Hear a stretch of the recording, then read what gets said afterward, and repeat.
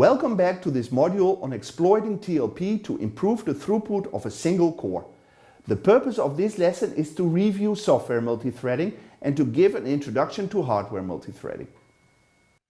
Actually, this idea of multithreading is an extremely old idea. It is already used in any operating system we know of. For example, in any multi-threaded or multitasking operating system, we hide the latency, the extremely long latency of I/O operations by trying to execute multiple processes in a time-shared manner. This is illustrated here. On the left we see that process P1 is running and then it performs a system call for input-output. At that time the operating system is running for some time and schedules another process, in this case process P2, which can then make use of the processor cycles. And hopefully by the time the processor 1 executes again, the I/O has been completed, so process P1 can continue.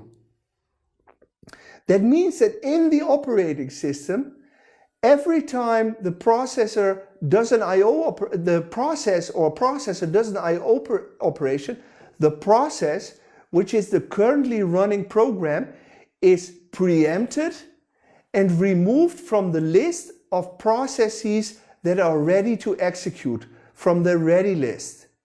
The I/O operation is started, another process is picked, another ready process is picked from the ready list and is allowed to execute, and when the I/O completes, the operating system is informed of that and puts the preempted process back in the ready list so the next time it can execute again.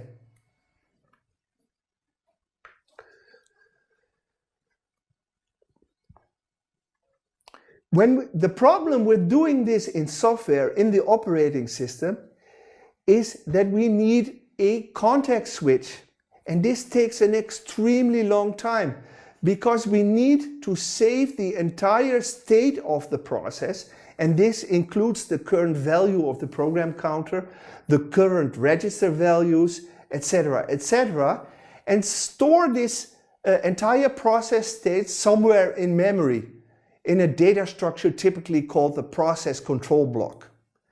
At least that's what it said in the Linux source the last time I looked at it.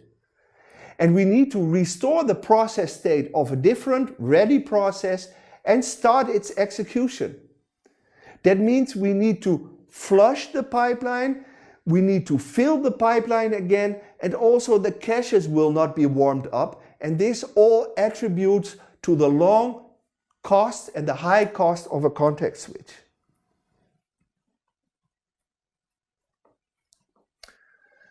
So what we need to do is to make the cost of a thread switch smaller. We want to be able to run multiple threads on the same core really in parallel. So we need to implement the context switch in hardware. And the minimum support in hardware we need is to replicate the architectural states. So all running threads must have their own hardware context. That means that the CPU, the single core, needs to have multiple register sets, one for every hardware thread. And it has to have multiple state registers, such as the program counter, the interrupt factor, etc., etc., because it only concerns a single thread. When do we start the execution of a new thread? We can run a different thread each time a thread is blocked. That's basically the same we do in software at the operating system level. What does it mean for a thread to be blocked? For example, if it tried to synchronize, but it was unsuccessful, or if there was a level 1 or level 2 cache miss, then while this thread is waiting, we should run another thread or when there was a translation look-aside buffer miss.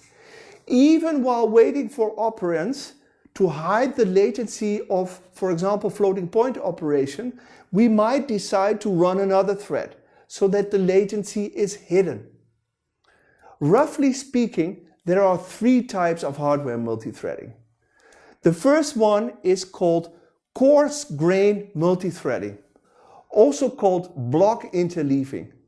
That's basically what I describe here. We start another thread when the current thread is blocked. Another approach is fine-grain multithreading, also called cycle-by-cycle interleaving.